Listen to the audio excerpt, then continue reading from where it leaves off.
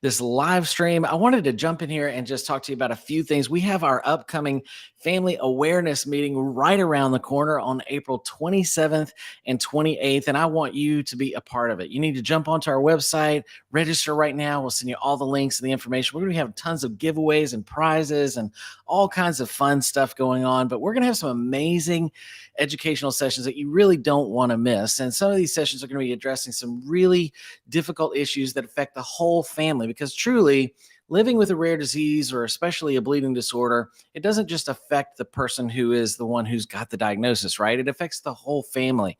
And so we're going to be talking about that for 2 days, talking about how it really impacts the different areas of your family. We've got a great session called No One is Really Unaffected, talking about the siblings and the brothers and the sisters and the aunts and the uncles and the grandparents and how they play an important role into being the support system. We're also going to be talking about things like needle phobia and mental health, addressing some important topics that I think are really important for anyone who's living with a rare or chronic illness. And so I'm really excited about this event. You need to go sign up and register for it. You can do that right now on our website at hope-charities.org. You can click on the link below and learn all kinds of information of what's going to be going on with different sessions and so on. But today, to talk about this a little bit more, I've invited a good friend of mine, Ivan Giron, to join me today and to discuss a little bit more about his experience with growing up with hemophilia and also his family experience. So Ivan, it is great to see you. Thanks so much for joining me on the Prevent podcast today. Jonathan, it's always a pleasure to see you, brother. Thank you for having me. Of course. Well, I'm really excited to have you on the call today and to really kind of talk about some of these things. Of course, I'm excited about the event coming up on the 27th and 28th. But I think one of the things that always resonates with me when I'm thinking about this event is how much you have such a great story of how really living with hemophilia yourself has had a big impact. And as of late, you've actually come into the working in the industry, which I'm excited about, working for Paragon Healthcare, helping people every day who are living with hemophilia navigate the different various challenges that they're living with as well. So tell me a little bit about that first, and maybe we'll dive into some of the family stuff after, but tell me a little bit about your role and what you're doing with Paragon right now. Yeah, this is basic to me. Honestly, this has been a great opportunity, a blessing. The reason why is because before I worked for Paragon, I was working in ophthalmology. I had 15 years of experience. I had a great career going there, helping patients. And as people know, I am a patient myself. I have glaucoma, been through 3 surgeries, had a really bad situation on my 3rd surgery. On my 2nd surgery, I almost lost my eye and stuff due to hemophilia. So, when this opportunity came up, I was reached out by Paragon because of the work that I had put into my community throughout the years, as a volunteer and just being involved as a speaker for Bayer and things like that. And when this opportunity came, I obviously did some research, spoke to some of my mentors, people that I know in the community, and they had nothing but good things to say about Paragon. And then when they told me what my position consisted of, my title, my official title is account executive and I cover the state of California and Nevada. But basically what that means is, I take care of my patients from California and Nevada. I make sure that they get their medication, if they need any type of nursing, any type of insurance questions, insurance help, I guide them and put them, connect them with the right people so they can get their medication and the support that they need.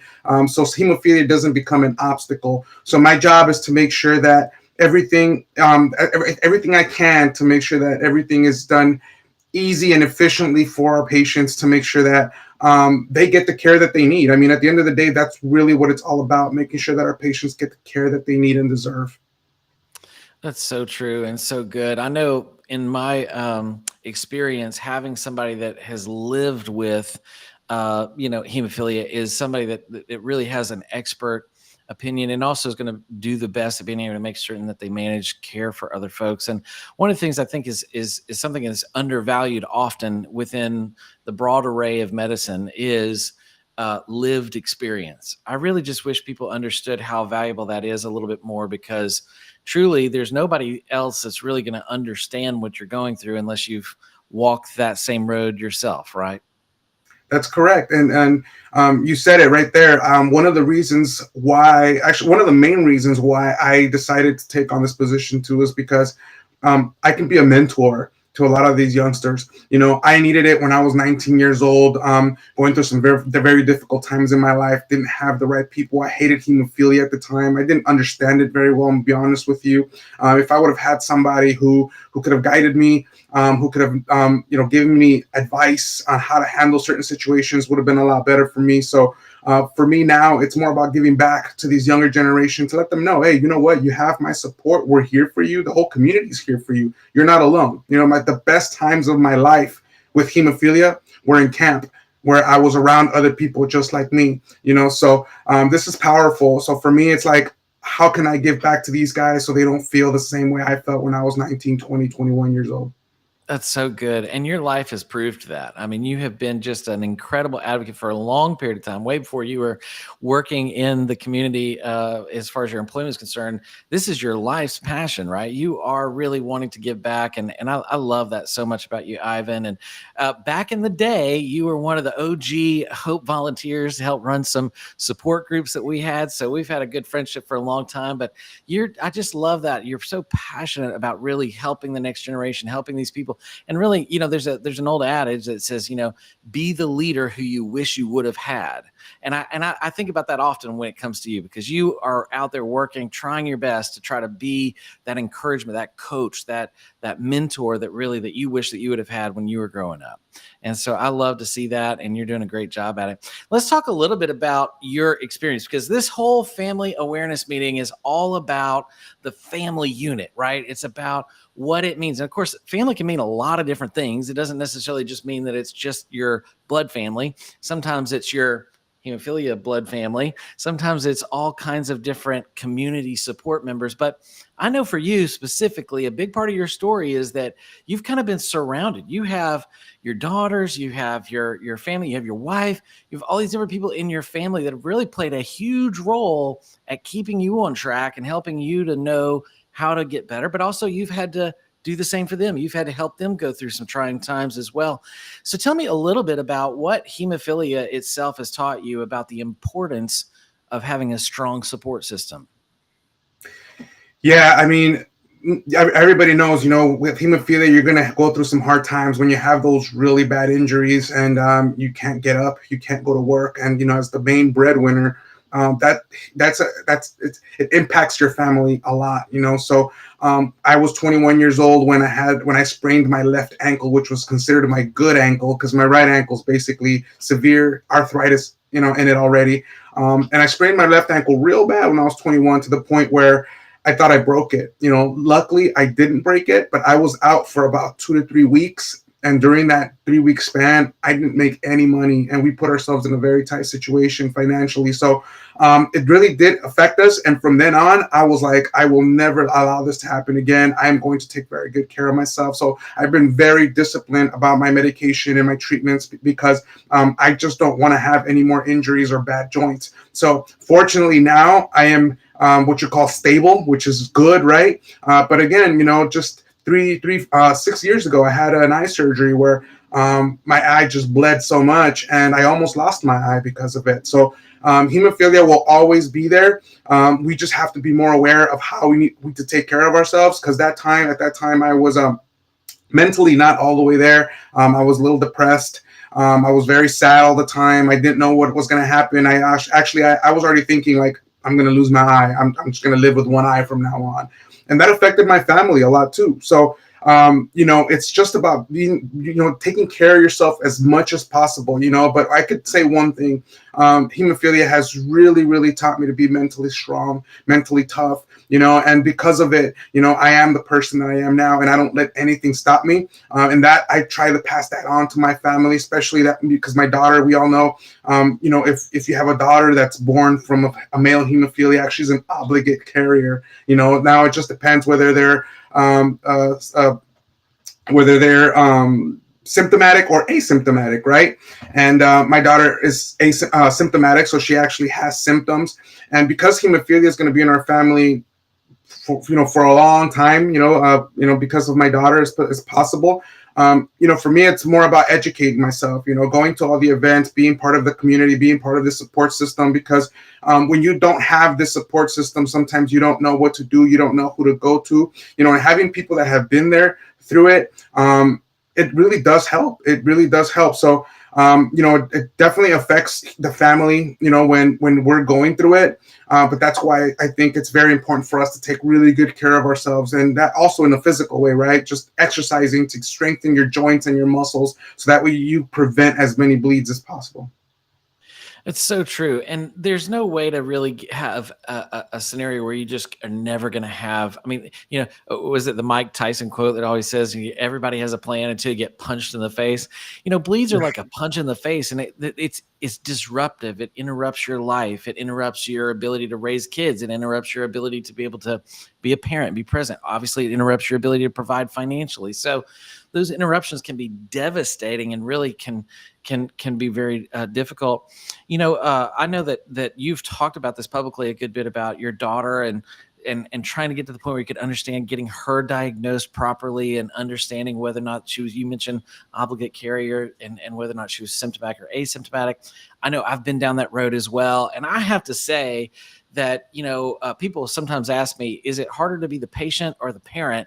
And I think it's harder to be the parent. I having walked both of those roads now, teaching my teenagers how to self-infuse and take ownership and learn how to stick themselves with a needle when they're teenagers. I can't even get them to brush their teeth every day. And so to do that is like another whole hurdle.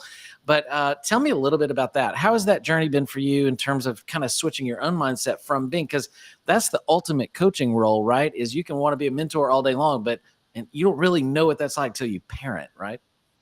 You are not lying, Jonathan. Being a parent is a lot more difficult than just coaching somebody else out there, right?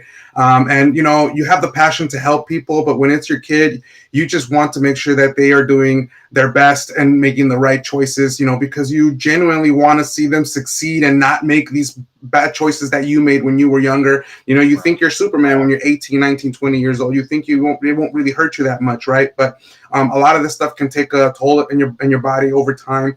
But one of the things that I did with my daughter was I had her infuse me many times when she was younger. So by the time she was like 13, 14, I told her, I want you to start learning how to infuse me, because well, the thing was that when we found out that she was a symptomatic carrier was when she finally started having her menstrual cycle. And we knew that that wasn't normal, because my wife was like, this is not normal, right? So obviously I didn't know. She knew better. But when we took her to the doctors, they told her, yeah, she's a mild hemophiliac, but they didn't want to give her any factor. They told her they would do stymate, tranexamic acid, or hormone therapy, right? And as a parent, you kind of don't want to do the hormone therapy because you're like, that can have other side effects on the body, and she's too young for it. The tranexamic acid and the stymate, I knew also had some side effects. But we were like, we're probably going to have to go with that. We wanted factor because I know factor works. It's been working for me, but it was very difficult to get them to approve that, and in order for us to do that, we had to start documenting, how the medication that she was on was working for her throughout her menstrual cycle. How were her injuries healing? We were taking pictures, we were writing things down just to make sure that we had something to give to the doctor and prove to them, hey, this is what's going on with the treatment that you're giving her. Like, we need to do something else, right? But even then, to tell you the truth, our community, our doctors and everything have catered to us men forever, right? So now women are starting to come up, and now things are starting to change. So it was very important for me to advocate for the women when I first came in because of that. Now that my daughter's 18 years old, I told her it's now time for you to take the reins. You got to start doing your thing, But, just teaching her how to advocate for herself, because, we finally decided, okay, let's go to HTC that really knows what they're doing, because at first we were going to a private hematologist. And now, I told her, talk to me. What do you feel? What are you feeling? What are the things that are going on in your body? Because these are the things that you're going to have to go tell the doctor when you go talk to them. They need to know everything. Otherwise, they're not going to make an educated diagnosis or treatment plan for you, right? So it's important for her to know. And as a parent, we have to just guide them and coach them through all of that, And it can be a little tough sometimes, but that's part of being a parent. We got to ride through it. It's so good. And, I think your learned experience, again, we go back to what we started this conversation with, is that, that lived experience that you have gone through yourself really has probably helped you to be able to help her to understand, like, hey, you got to push through those hard conversations with your physician. Like, we have to do this as a team. We have to stick together. Those qualities. I used to always say that sometimes the people that have gone through hardship a lot of times make better leaders in life than those who have not. And so we kind of have this built-in opportunity while living with a bleeding disorder, that we have the opportunity to sort of have those tensions create strength in us, that we can be more empowered. But we also have to lean into those things and help teach each other and learn from those things. And our family plays a very important role in being able to help us to be able to advocate for ourselves, right? That's correct. That's correct. I mean, for me, it's like I always have to be at my best for them, and that's difficult too, because we're not perfect, right? As parents, we make mistakes, especially a young parent. I had my daughter when I was 18 years old, my son when I was 20. I did not know what being a father was like. At least I didn't learn from my father, who wasn't really a good father to us. So it was hard, and what really carried me was the love that I have for them. I knew that I could never leave them hanging. So I always did my best to make sure that I was at my best, to make sure that they're okay, provide for them, give them love, be there for them, coach them, support them, especially through junior high and high school. You see right now the way things are with mental health. Kids nowadays, they're I mean, they get depressed and anxiety, and they want to quit. They want to just suicide, and for us, that's one of the reasons why I feel so blessed to have hemophilia, because even though it was hard for me when I was younger, it taught me mental toughness, man. Nothing's going to stop me now. So I try to teach that to my kids as well. That's right. I always say that hemophilia has given me far more than it's ever taken from me. And I think that that's an powerful, thought, because a lot of times we see it as a real detriment to us in the early, phases of life. But if we can really see it as something that can be a gift, if you embrace it, then it really can give you empowerment. I also say that the best thing about getting a diagnosis of hemophilia is the community that comes along with it, which really resonates with what we're talking about today, especially this family awareness meeting. Is that if you're out there and you're listening to this podcast and you think, well, I don't have a father, or I don't have a mom, or I don't have a sister or brother, or even kids that are there to support me, we want to be here for you. Ivan and I both want to be here for you. So come hang out with us. It's going to be April 27th and 28th. It's going to be a great opportunity to be online. Doesn't matter where you live. It doesn't matter where you're at. You can tune in. They're all going to be on Zoom. You have to register to get the links. So go ahead and do that right now on our website at hope-charities.org. I know I'm going to be there. Ivan's going to be there. We're all going to be hanging out together, spending time together, chewing on some of these important topics and learning how to be better advocates for ourselves and also for the people around us. So, Ivan, thank you so much for being here with me today, talking about this important topic. And I always love seeing you, my brother. And I look forward to connecting again in the very near future. Thank you for having me, Jonathan. It's an honor, brother. Love you, man. All right, man. We'll talk to you soon. Man, I love that guy. Ivan is such a treasure and a friend, and I really enjoy spending time with him whenever I can. But look, if you're watching this and you think, gosh, I wish I had friends like that in my life, this is the place to come do it. You want to get connected, and it's easy. You can get online. You don't have to go out of town or be embarrassed. You can even come and keep your video off if you want to. But we would love to see your face and see you chat with us in the event itself. You can come. It's a live event. And so you have to register to participate. It's not going to be made available later. You got to come and join when it's going on. We have people that come and they join while they're at work, or maybe they're going through their school classes or something like that, and they have a break at lunch. They can get onto a session. This is a great opportunity. You can do it right from your phone or from your iPad or from your computer. So whatever is the easiest for you, we want you to join there. We're going to be giving away 2 grand prizes a day. Both of those grand prizes are $500 gift cards each. You don't want to miss that opportunity. If you attend 3 or more sessions, you'll get an opportunity to get enrolled in that raffle. Or if you can only come to one session, we'll be giving away a $25, $50, and $75 gift card in every single session. It's going to be so much fun. It's going to be a blast, and we're going to have incredible content with amazing people that you can get connected to and be a part of. So please, please, please go to the website and register right now before it's too late to join us, and we would love to see you there. But thanks so much for joining me for this quick podcast today and this interview with my good friend Ivan. And I look forward to seeing you very soon, hopefully at an event coming up right around the corner. Take care and have a great day.